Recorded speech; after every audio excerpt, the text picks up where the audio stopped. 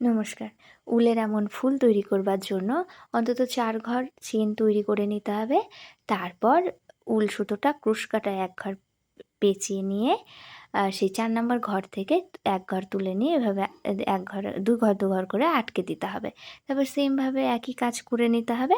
তারপর এভাবে ২ বার হয়ে গেলে যেখানে ফুলের পাপড়ির জন্য তৈরি করা হয়েছিল ৪ নাম্বার ঘর, সেখান থেকে আবার ১ ঘর তুলে নিয়ে সেখানে আটকে দিতে হবে এবং সেখান থেকেই আবার ২ ঘর তুলে নিয়ে আবার সেমভাবে একবার পেঁচিয়ে নিয়ে সুতোটাকে ১ ঘর তুলে নিয়ে ২ ঘর আটকে দিতে হবে।